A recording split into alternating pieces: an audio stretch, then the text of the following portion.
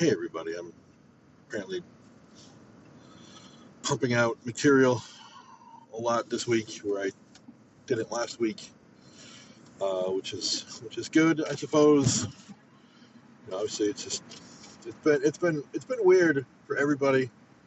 I've also been dealing with the shoulder stuff, and I'm dealing with it again right now. I mean, the shoulder was feeling great most of this morning, and now it's decided to freak out. So I'm super psyched.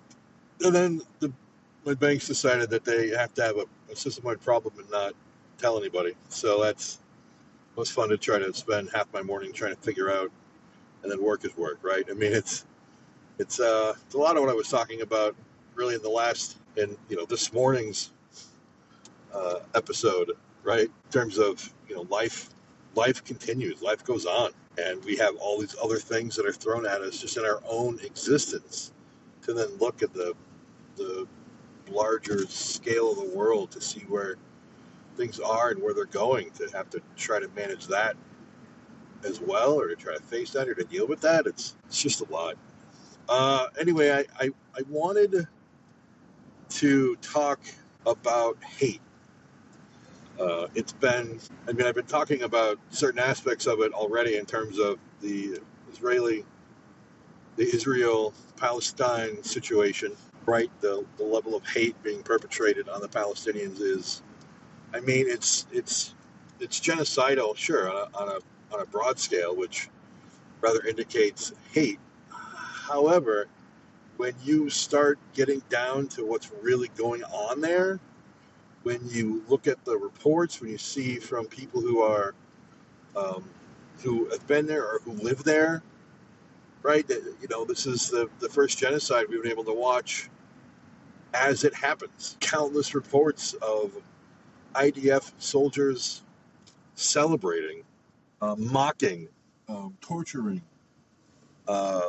Palestinian people, Palestinian homes. It is disgusting how wretched. I mean, you wouldn't treat an animal that way, right? That's the thing that kills me, where a lot of the hate, the description for Palestinians is, oh, well, they're animals. Yeah. Do you torture animals? Like, what the hell is your problem? Like, that doesn't, like, if you really believe that they're animals, why are you treating them worse than an actual animal? Like, your logic already doesn't work. And of course, it's hard for someone like me in the West to know which side to believe, in the sense that, oh, well, the Palestinians are told to hate the Jews. Yeah, and the Jews are told to hate the Palestinians. And what's weird is that what I'm seeing mostly are, I'm sorry. Let me back up. I realize I've said the Jews a couple times. What I mean are Israelis, right? They may happen to also be Jewish, but I don't want to have this broad brush of Judaism or Jews being the issue or the perpetrators, right? I'm talking exclusively those members of Israel, the IDF, the Israeli government, whoever else is perpetrating this utter horror upon the world, upon the Palestinian people, right? Those are the people to which I am explicitly referring to. I have also never understood the hatred of Jews in general throughout history. I mean, I kind of understand at this point why some people are radicalized against Israel and their apartheid state and the ongoing settler situation, and all the way escalating to what we're dealing with, to what we're seeing happen now. But again, that's a big difference from just Jews in general, right? Like, I'm not going to blame Jerry Seinfeld for genocides. I'm going to call him out for, liking girls real young. And I mean, teenagers. I don't want to create some kind of fake scandal, but he's definitely not. Anyway, he's not my problem. I'm just trying to point out that not all Jews, right? But it seems like a lot of Israelis, horrible things, right? Where was I? Horrible things, like indiscriminately firing, anti-vehicle weapons at buildings where Palestinians are, claiming there are safe zones, there are green zones for people to go and get food, and then actually having food delivered, and then guess what? Blowing those people up. These are things that are happening. Children being shot in the head by sniper fire. Now, there are people out there that are trying to, they're apologists for this. And they're saying, oh, I mean, snipers have to make split-second decisions. Snipers know their target. They have to pick their target. That's why they're snipers. Otherwise, they would be grunts. They would be grunts out in front, just shooting indiscriminately at whatever's coming at them because they're terrified. I don't want to downplay grunts. I'm just suggesting that the level of training, the level of expertise that you have as a sniper in general requires you to actually pick your target. Yeah, they make mistakes, but from the eyewitness testimony of doctors who are over there, who are UN doctors, they're not even like Palestinians, they're going to try to help, are talking about this, are talking about the horrors being played, are talking about the death and destruction. And it's all hate. It's all entitlement. It's all this insane, even if you look at the religious arguments for it, and plenty of people over here are doing that. I mean, I mentioned, and I think we're all, I think we're aware of Mike Huckabee, right? He tried to run for president, and he's been a Fox News contributor, I guess. He's got his own show. He is a religious nutjob, and doesn't even refer to it as Israel. He refers to it as Judea Samaria. Like, how Old Testament does this guy have to be? Does he not understand the passage of time? Does he not understand how maps work?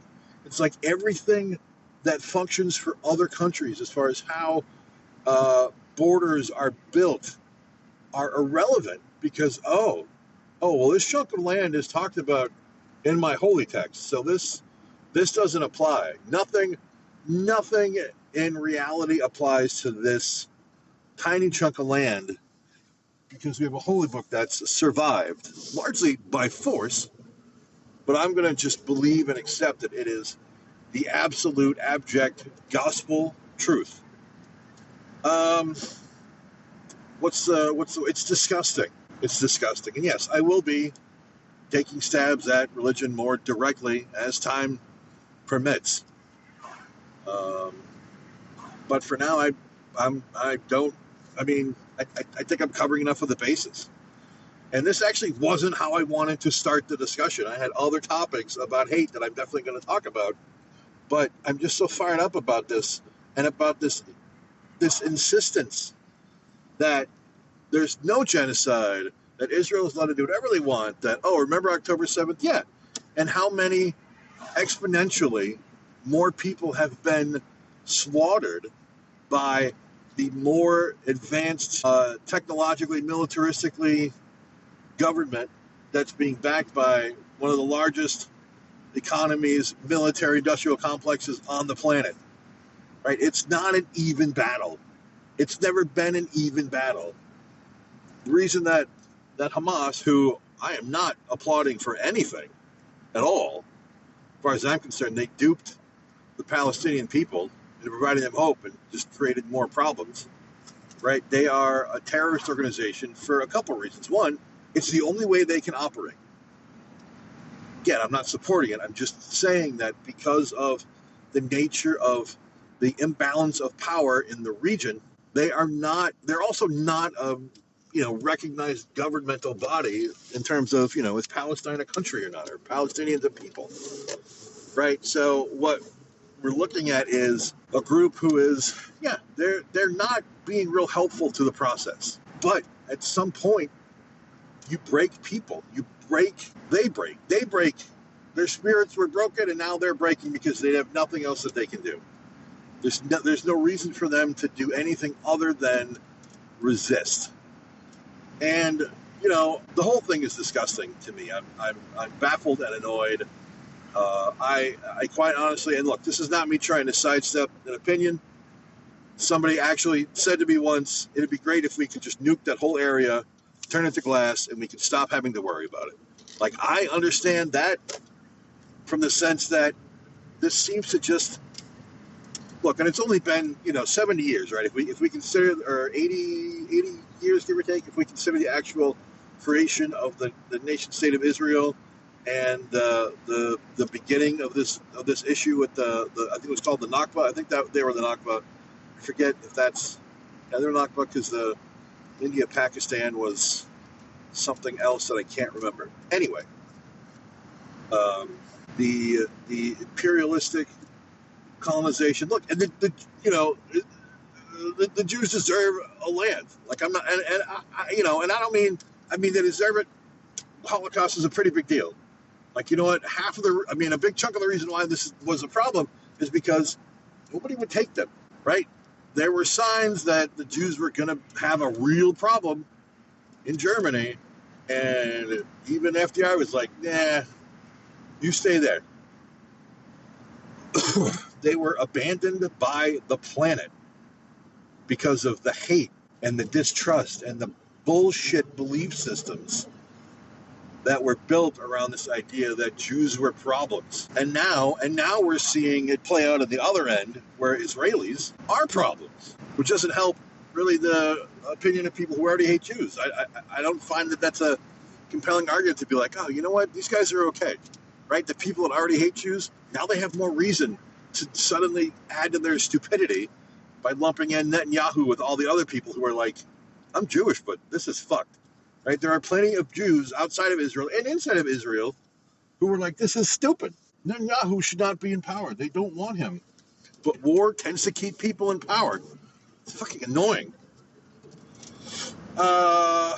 So I hate this situation for a lot of dumb reasons, honestly. I hate the illogic about it, but I also hate the intensity of destruction and death and murder that is being plagued on people that are already in essentially an open air prison, right? They don't border anybody other than their prison guards, right? That's just how that functions. That's how the maps were drawn, and they've been consistently persecuted. And I don't just mean the settlers, but I mean even being able to work. I'm learning more about some of the workings of that situation where, there are some Palestinians that are allowed to go into Israel to work. It's a very limited number in comparison to how many of those people actually exist. So, Israel is allowed to pay lip service, but then they do what they want. Like, oh no, we let them in. That's fine. Yeah, you let in a very small percentage of them. No, we let in food and aid from the United States. Yeah, and then you blew people up. And this is just with the Palestinians. I mean, I don't even know what's going on with Lebanon right now. I mean, I know Hezbollah, but Hezbollah is a different animal. I think Hezbollah may be on the side of destroy Israel rather more emphatically. I'm not 100% sure about some of that stuff anymore. But like I said, this morning. That feels like they've declared war by their actions, and the white male Christian evangelical movement, or I'm sorry, white male Christian nationalism here is going to support Israel for really other reasons, right? They believe in the end times. They believe in the second coming of Christ.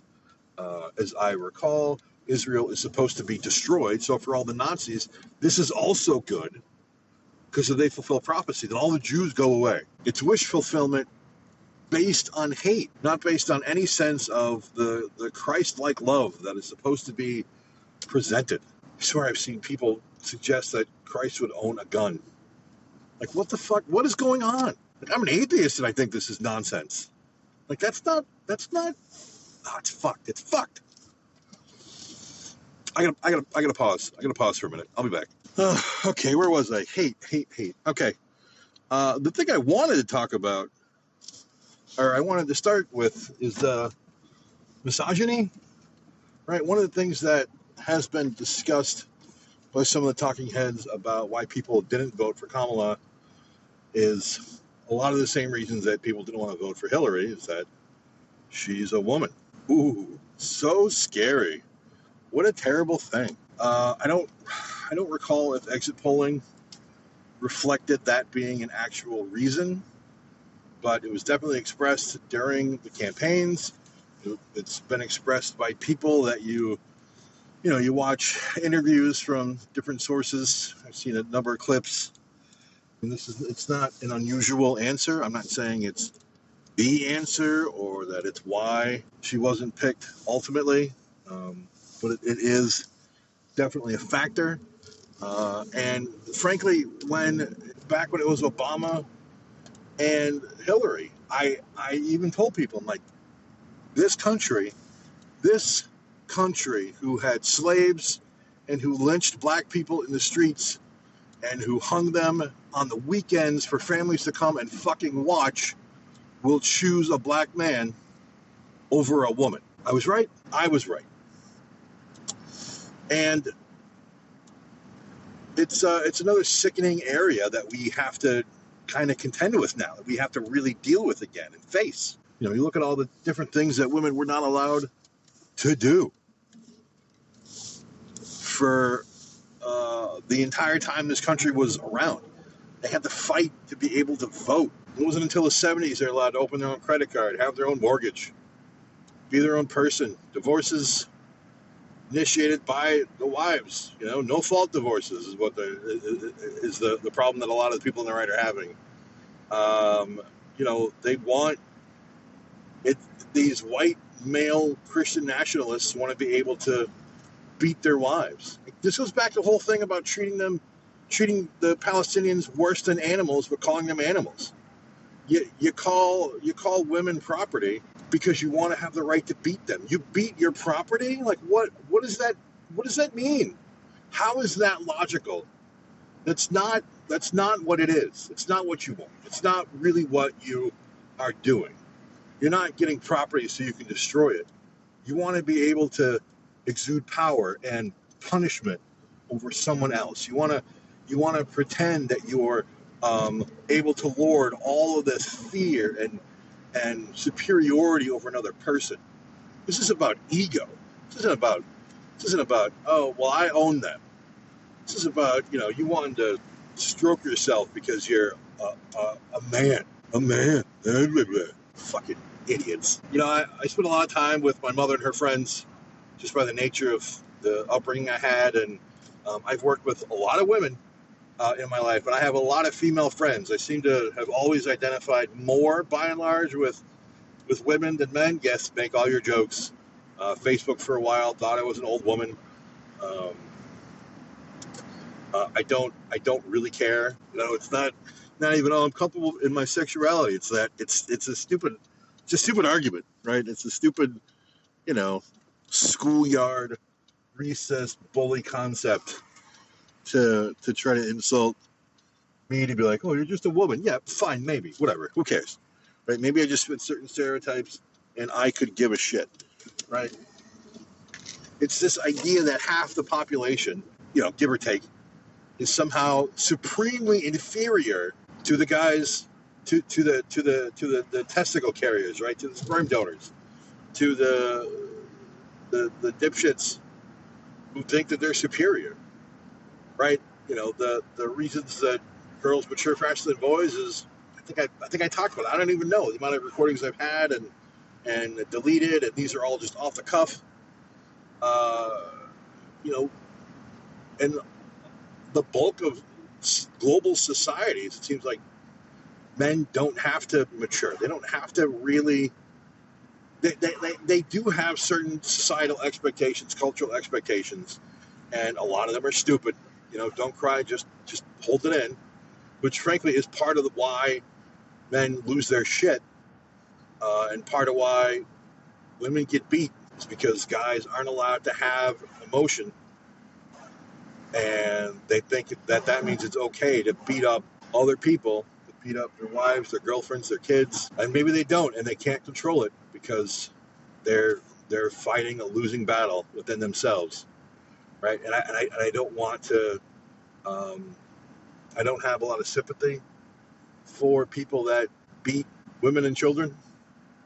I understand it, but I'm also pretty much on the side of let's take on a kneecap, right?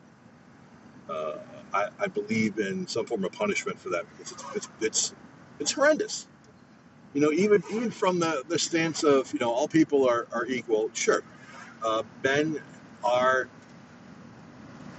more genetically predisposed, right, to have uh, a different, more dense muscle structure, right, or bone structure.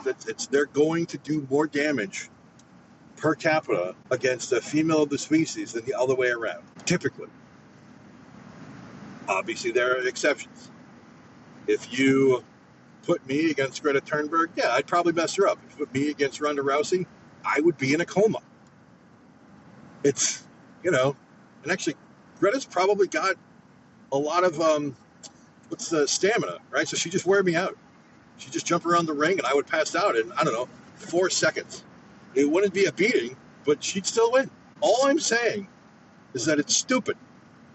It's stupid that these things were allowed to happen. It's stupid that we lived in a country, in a society that said it was okay for men to beat their wives. And we've got people coming into office and people who have been on the side of these people coming into office who want that back. They want to be able to do that. They want to be able to exude their masculinity and their, testicular dipshittery on everybody by showing how cool they are. It's such egotism. It's such narcissism. It's such psychopathy. It disgusts me. I don't understand it. Right? It's one thing if you've got a wife or girlfriend coming at you with a knife to kill you because, I don't know, you didn't like her spaghetti sauce or whatever, or gravy had lumps. Right? Whatever. That's a different situation. Right? And yeah, there are men who get abused by their female partners. That does happen. However, by and large, that's not the direction that I'm referring to. I'm not a fan of abuse in any direction, to be perfectly candid, but that's not the fire I'm trying to put out right now. That's not the building that's burning down. Yeah, I'm fired up today. It's been a weird day. So that's another area of hate that I find truly disdainful and disgusting. The whole thing about abortion, they only see abortion care as murdering babies, which that's not what it is, right? Late-term abortions only happen if there's danger, if there's life or death situations. You cannot kill a baby once it's out of the womb. That's infanticide, which is murder. Doctors don't do that because that violates their oath, for one, and two, it's fucking murder. So all these lies being perpetuated about what they claim abortion is horseshit, and has always been horseshit. And they're stirring up fear and lies. Also, they can dominate their wives. How fucking disgusting is that? In the way, and even their daughters. What was that? Was it Charlie Kirk? The guy who I'm pretty sure is also a Nazi in all but name only. Legitimately, I think he has referred to himself as a nationalist, maybe like a white nationalist, but not an actual Nazi like Nick Fuentes, that fucktard. And Charlie was confronted. There's this podcast thing where you get a person and then they pose a question. There's a bunch of people sitting around in a larger circle, and somebody runs up to argue with that person about the topic. I've seen a couple of these. Shapiro has done it. Charlie Kirk has done it. There are a couple other people that I've seen have done it. And Charlie Kirk was presented this metaphorical example. If your daughter was raped, would you have her carry the child to term? And he said, yeah, because it's a life, and he would not allow her any decision, any choice. She'd have to carry her rapist's spawn to term. And look, there are children who have been born out of rape who are good people. I realize saying the word spawn may be offensive to those of you who may be or who may know people who are not. It's not their fault. It's not their fault, but doubtful that they were wanted, right? It's doubtful that the rapist was trying to. There are some rapists that are trying to create more offspring of themselves, which is fucking crazy to me. But for the most part, that's not. It's about power. It's about control. It's about being able to affect somebody, right? It's a really disgusting and socio-pathological nightmare that is perpetuated on people. And God, where was I? It's this horrendous tale that we're being told. We're not told the horrendous reality. We're told the horrendous fiction. And we're told that a lot about a lot of things. It's fucking disgusting. I'm very unclear as to how that is a thing that we should be thinking. I don't know. I'll be back. Where was I? Yeah. So I know that I'm covering the most horrendous parts of what it means, or what misogyny can entail, but even on a basic end, right? I don't just mean, women can't be in charge, but it's this ad hominem style concept that just because they're a woman means they aren't qualified to be anything other than a homemaker, right? They're not allowed to. I've been on calls with female coworkers and clients who happen to be older white men who interrupt and ignore the women that are talking, and they're the ones that know what the hell's going on, right? I'm a technical guy, but they're the ones that are trying to understand from a higher end what needs to happen, and he's not listening. He does not take them seriously.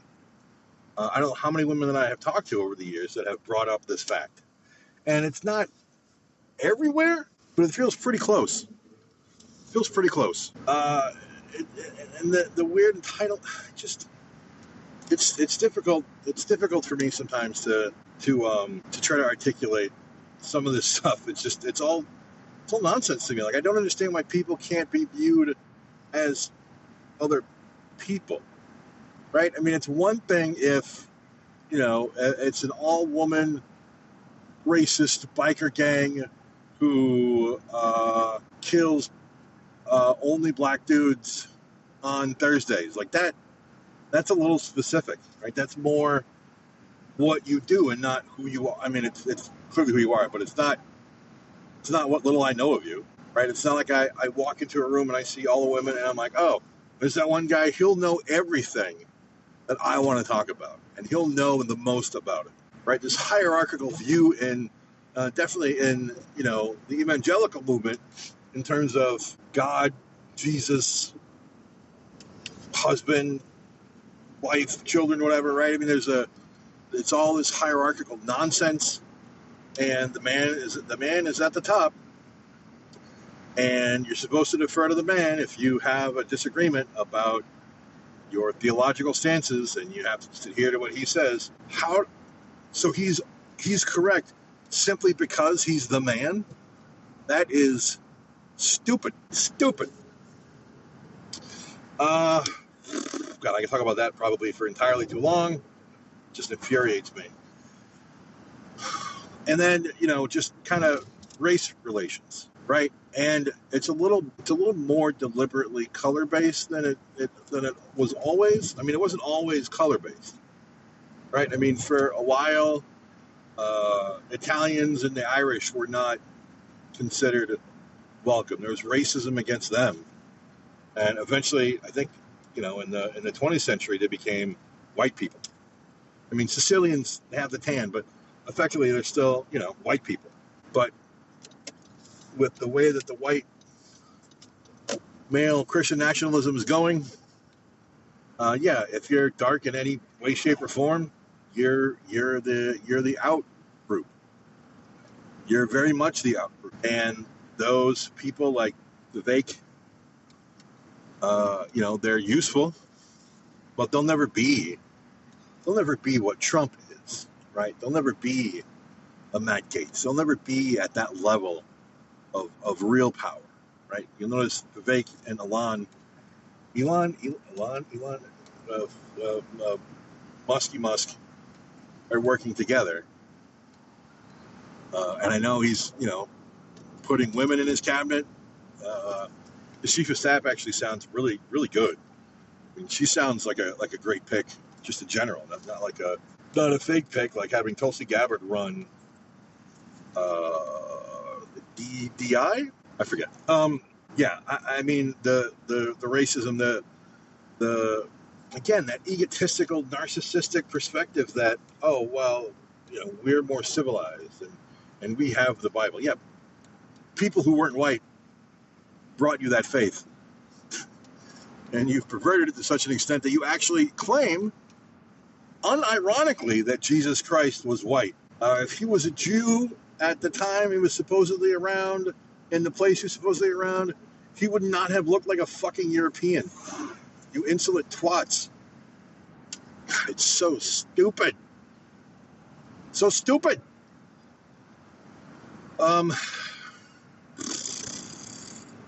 Yeah, I mean, there's obviously plenty more to say about race relations. There's a bunch of systemic racism that I am learning more and more about. Not just from being black in America, but Native Americans, not just Trail of Tears, not just the utter degradative slaughter placed upon them, similar to what is going on in Israel, the Palestinians, conquistadors, Columbus, all that shit. Feels like being non-European means you're lesser, right? If you aren't somehow able to trace your lineage back to the greatest colonialists the world has ever known, you're trash. God, such bullshit. I probably have more, but I have to step away again. Just a lot. There's too much going on. I'm trying to just rant and rave while I've got the rage going. So I appreciate anybody who's still sticking around for it. I'll decide if there's more to do later. All right. Where was I? For you guys, there's no gap, but for me, it's 20 minutes and then it's a couple hours. Just recording when there's time and really when I'm in the car.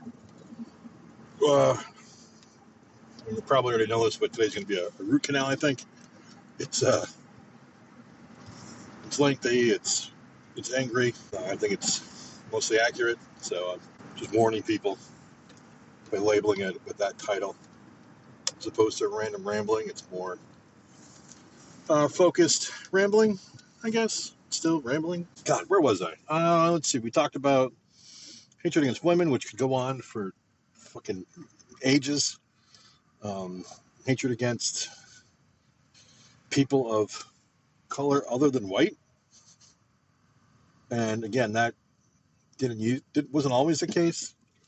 Irish, Italians weren't white until like the 20th century or some nonsense. Maybe it was the 19th century. I don't clearly don't remember offhand right now. Being black in this country has never been easy. It's not about to get any better either. Being any other color, right? I mean, we have the Chinese Exclusion Act in our history, very specifically. We put American citizens of Japanese descent into fucking internment camps during World War II with not a shred of irony. Never mind what happened to the First Peoples, the closest thing we had to an indigenous population. I mean, all the way up and down the whole hemisphere. It's really terrifying to think. Look, I mean, it's not terrifying. I don't know. I guess that's a little hyperbolic, but I'm trying to find other words besides frustrating and angering and irritating to just consider what people are willing to do to each other for the sake of what they perceive to be power and access to resources, and I don't just mean being able to survive, but being able to exploit and have far too much access to far too many resources. I'm definitely of the mind that I don't think billionaires should be allowed to. People shouldn't be allowed to be billionaires, right? That's too much money. There should be regulations to prevent this. There should be ways to, reintroduce those funds into social services and to trying to help people. I mean, we've got a guy who's got so many billions of dollars, he doesn't know what to do with it. besides pay people $1 million a day to help buy boats, which is technically legal. But then we have all these people who are homeless, who are starving, who are unable to uh, get their health taken care of. Right? It's gross. It's gross how capitalism is so worshipped and still so evil. Because there's no sense of, and I don't even from a socialistic standpoint, right? I mean, maybe I do, right? I think I need to study larger, or more deliberately, what the differences really are versus what is said on the airwaves about it. Bernie, a democratic socialist, is not. People bring up Venezuela. Venezuela was dictatorship. People bring up the Nazis. Well, they're national socialists. That was a name. That wasn't what they were. They were also dictatorial and psychotic. I mean, these are not the same things. It's really about what it is you're trying to do. I think it was Feynman who made the comment, or who made a comment, which I'm definitely going to paraphrase and probably poorly, but it's great that you know what the term is, but if you can't explain it, then you probably don't understand it. I can say the phrase Heisenberg compensator, but I don't know what that means. That may be a Star Trek thing specifically, incidentally, but it's the thing that popped into my brain because I've never really understood what it means. Inertial dampeners I kind of get, but again, right? It's the ability to kind of explain what we're talking about. So, there's always more to learn, and there's always more to try to be able to communicate out to people. And I wish I could communicate it all, but it's just not. I'm not there yet. May not be there necessarily. And as long as I keep doing these talks while in the car, and not more as a scripted thing at the desk, where I've looked up the material, I've looked up the things I need.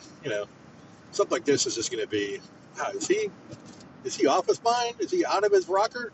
Or, I'm hoping I'm just kind of making a point and helping people to drive them into maybe finding out more. If they want to find out more, there's plenty of material out there. I have a couple books. Maybe I'll start listing some of those on the website as well, the new homepage thing, to kind of go through the materials I'm listed. I think for the Root Canal 2, I posted that as a blog post. So I have a number of books there that are the books that I would actually probably cite in general anyway. But yeah, I mean, the history, just thinking about the history of this country alone, right? Just the history of the United States alone, there's so much just hate that, wasn't about fighting for resources. It was about fighting for this ephemeral concept, right? We took the power and the control from the ruling classes in Europe, and the colonialism in Europe, and we brought it with us. We changed the methodology, we changed the names around, but it's still colonialism, imperialism. It's still wiping out people who are already where you want to be, and somehow making it okay, like legally okay, but historically, people should have had their ass kicked. And I mean, as an example, as far as these conversations go, reparations comes up, and I thought it was kind of funny.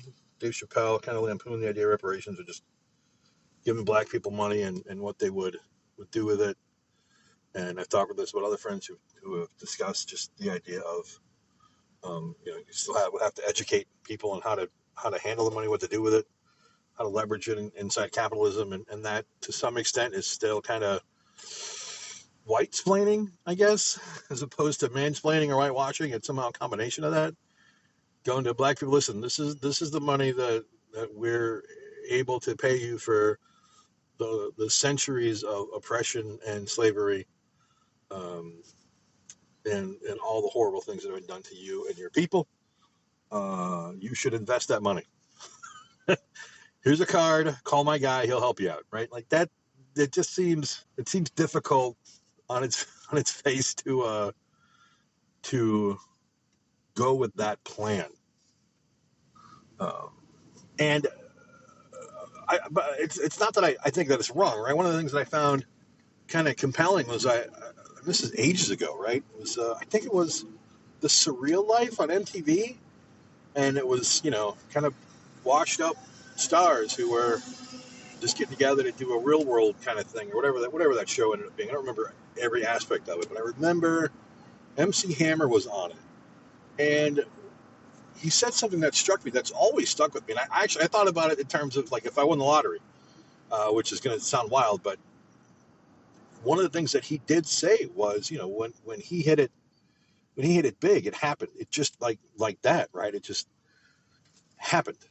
And then he noticed that more and more people were coming to him asking for money, which he's like, it's I didn't have a problem with it because I was able to help my friends and family. I was able to help the people that helped me or the people that I knew needed help. I didn't have this sense that I needed to protect it, that I needed to guard all the money. But the thing that he realized was that he wasn't rich. He was a poor guy with money. And I thought about that for a long time because it's an interesting point. And to my friend's point about being able to kind of educate people on how to handle their money, it's true. It is a true thing. It is something that would ideally need to happen in order to help utilize that money in a better way and not blow it in a way that Chappelle was, of course, making fun of the concept because poor people with money. I mean, I grew up poor. I still don't handle my money well. I'm kind of a dope about it. Actually, I'm a really terrible role model. I can't believe people are listening to me and thinking, yeah, he's got good points. I have good points, but you do not model any part of your existence after me unless it's being nice to other people and read a book. But it's about, understanding and not just what is it when you're you try to hold out on. There's a thing about waiting for that moment, waiting for the dopamine rush, not having to feed that beast all the time. I can't think of it, and I'm awake and the sun's out and I can't think of the phrase. Somebody may remember, and it may not be totally relevant again, right? I mean, the idea, of course, is that you want a thing and then you wait for the thing and you wait and see if you really need the thing, right? So I do have a number of things that I do avoid purchasing because I don't really need them. Kind of the last line of offense for me in this regard is probably food because I can't cook. I'm terrible at maintaining a normal existence. I treat my kitchen as on the way to the basement and the other bathroom, and there's water in it, but it's a dispenser. So it's about just making better choices in general. But it still feels really weird to present a bunch of money to a bunch of people who have been horribly mistreated and say, I know how you should handle this money. I know what you should do with it. Even have a half-assed suggestion, it feels weird. Anyway, I think I've covered that plenty. But but the larger, not problem. I think the larger reason why I think something like reparations would be beneficial. Well, and it's not just reparations, right? I mean that's one side of it. That's one of the many sides of it, right? Giving money, maybe helping provide some potential guidance or hey, there are ways to invest that money, but it's also about providing some kind of opportunity with something to do with the money, not just leaving them with it and then letting them do whatever us poor people are going to do with that kind of money, right? There still has to be other systems in place that are going to allow them to grow it, right? The redlining, the Tulsa, right? Small community of black people have put together like a block of decent businesses owned by black people that were destroyed by Klan members, including aerial bombardments. I mean, it's psychotic that we would live in a country claiming all the things that we claim and then still be like, oh, no, they're going to replace us. They're going to take away all our business. 99.998% of the population is not this handful of black people. And you got to destroy them? That's egotism, that's fear, that's stupidity. It's hate. Unwarranted, unfettered, unnecessary. Yeah, it's been going on for a while now, and I've been able to take breaks, so I've been able to recharge and re-energize the rage about these topics. But we're going backwards in this country in a really significant way, and it may actually be worse. I mean, it's fun to say, oh, we've made a lot of progress over the years. I mean, have we? We're now in a situation that we've created as a country. We've allowed this level of hatred and vitriol and self-indulgent narcissism and self-involved, it's all about me individualism to take over and then to be elected into office. There are so many factors that have brought us to this place. I don't want to downplay the status of the economy or the status of the Democrats in power just trying to maintain the status quo, which honestly, I was pretty content with. I was pretty content with the idea of, Kamala's going to maintain what Biden was doing. She may do a couple things differently, but by and large, it'll stay the same, which in several ways could be really good for us. And in other ways, we'll just maintain the suck. Now we're just going to have more suck. But it still comes from this sense of entitlement for those that believe it should be this way. But it should be a situation where a bunch of asshole white guys can do whatever they want and the rest of us just have to accept it. And there are plenty of other things to talk about as far as hate goes. I mean, look, obviously, I think they refer to it as the alphabet mafia in a derogatory way. LGBTQ plus population, right? And for the LGB crowd, for those of sexual identity, it's been a struggle for a while, and they've always existed. They've always been part of reality, right, to a very real degree. And then trans people have also always been around to a very real degree, but it's a super rare occurrence. I think I've talked about this before as well, as far as my understanding of trans and how I felt about it and how they deserve to exist. I don't understand the need for the hate. I don't understand the need for the violence. It's difficult. I think I believe that I have a different perspective because I was bullied, because I was beat up, because I was made fun of, because I've had issues with family and with peers and with teachers. Like I can appreciate to some extent what it's like to not be wanted, to not be understood, and to be told that you need to be different. However, I'm not going to pretend that it's been to the level of the trans community. Hell, I'm not going to pretend it's the level that my mother had to experience, for crying out loud. There are people who have it so much worse. It doesn't mean you can't have perspective or empathy or sympathy or be able to relate. But there is a certain level of understanding that it definitely is worse for other people. And the risk and the consequences are more severe and more long-lasting. Don't get me wrong, suicidal at 10 and 17, rather specifically, those are kind of the two time periods where it was really, really bad. For other reasons, because pain is relative. But, if you look per capita, straight white people, right, versus the trans community, how many of those do commit suicide, do bring themselves to that final harm? It's pretty intense to go through life kind of being constantly told that you shouldn't exist, that you're wrong about what you think is real about your existence, that you're an abomination.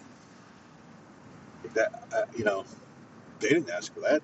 They didn't ask to be born in a body that's different than what their brain wants to be, or what their brain wants them to be in. None of us chose to be born, right? We get to just take for granted the fact that so many of us are straight, right? Because that's more populous. It's more popular, and it's more.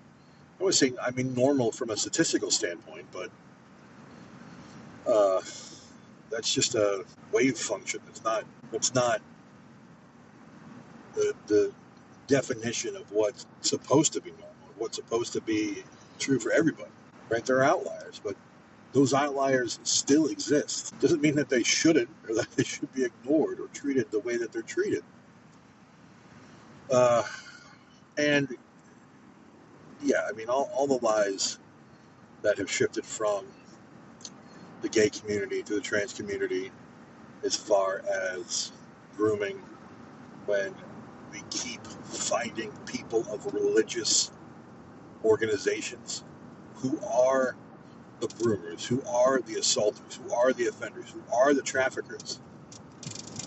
It's the people that hide behind this guise of morality. Oh well, I can't. I can't be the bad guy. I I go to church all the time. Yeah, yeah. You're a liar. You're a hypocrite. That's how that works. That's how hypocrisy works. God, it's why so many of these right wing pundits. It's such a grift. Why so many of these evangelical preachers? It's just a con. Russell Brand.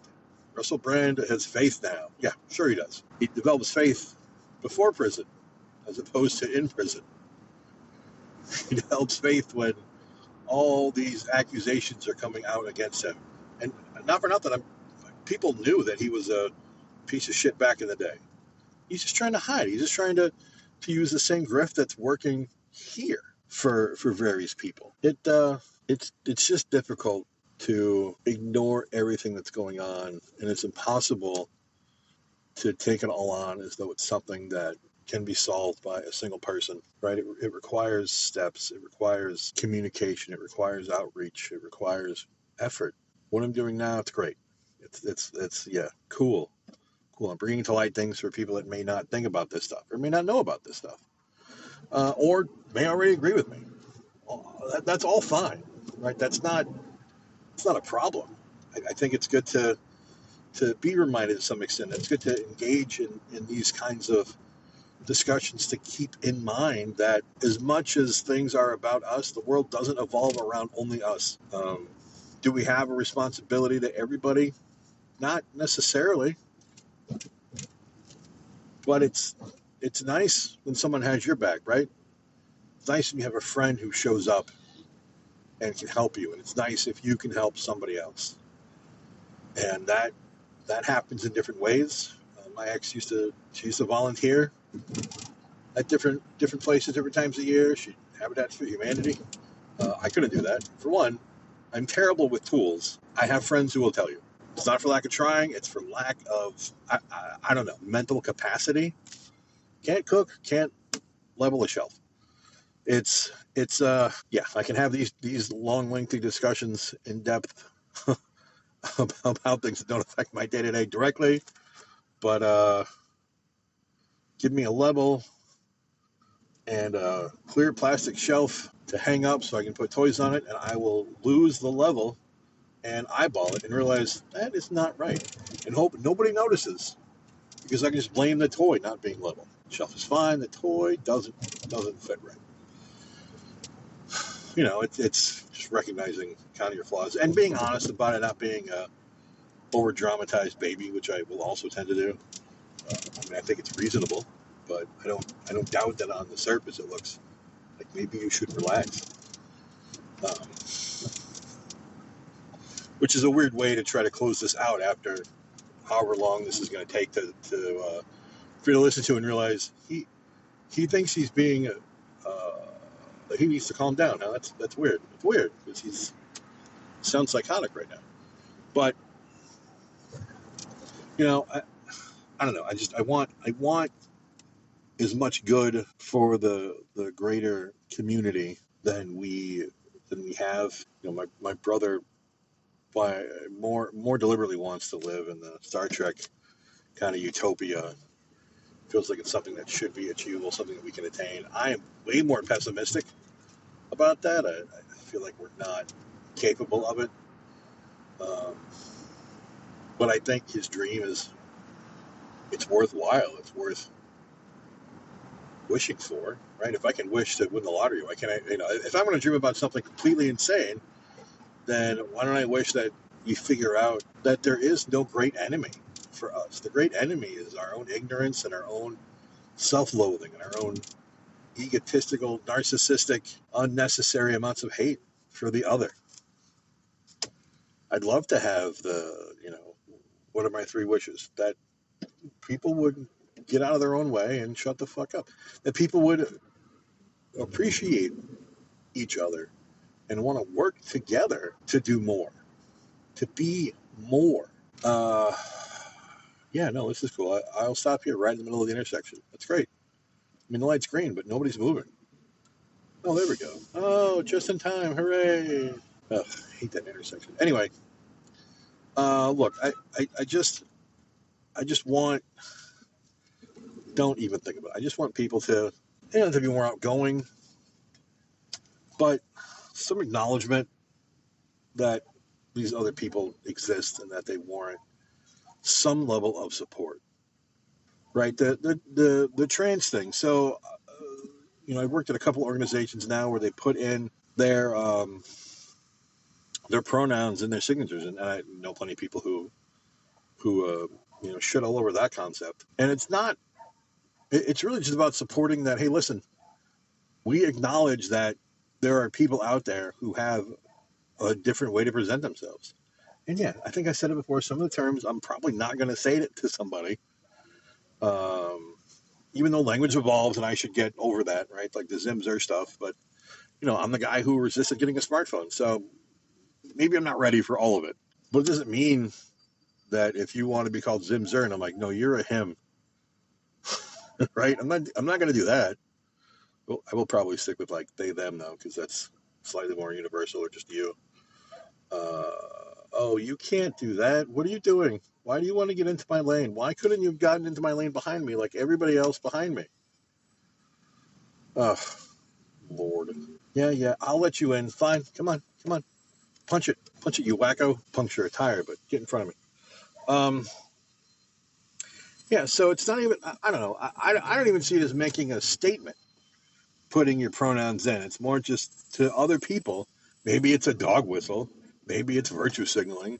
But I think for me, it's just trying to provide some level of support and visibility to a unnecessarily maligned group, and just kind of like, giving someone a quick thumbs up. Like sometimes it is the little things. In fact, I could go on and on about hate, and I have a lot of ideas about a larger sense of morality that I do want to get into at some point. I mean, that's really kind of how this all started, is I wanted to talk about some of that stuff, and here we are. But everybody is fighting a battle that we don't know about. You guys know about my battle, and some of you know more about my battle than others, but I'm pretty annoyingly transparent about some things. So, but I think one of the things that has helped me is not just that it could be worse. Other people definitely have it worse, but that you're still not alone, right? You're not alone. Everybody's got something, and it's okay. And sometimes we overreact. Sometimes we grandstand, and sometimes it's just what we are. It's just how we function. It's not our fault. It just is that way. And we need to be willing, I think, as thinking animals, to process the information and not just stand on our high horse and stop learning, stop adapting, and just declaring.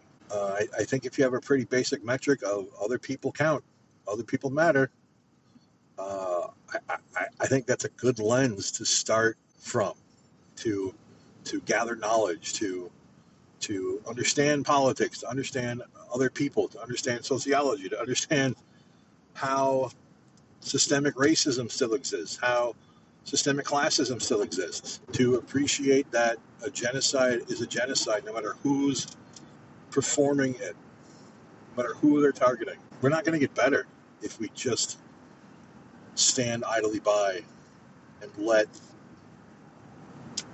these horrendous ideas continue to permeate our society and to take over. I mean, they're already taking over. I mean, they've won the House too. I mean, the whack job Nazis have taken over the entire fucking country.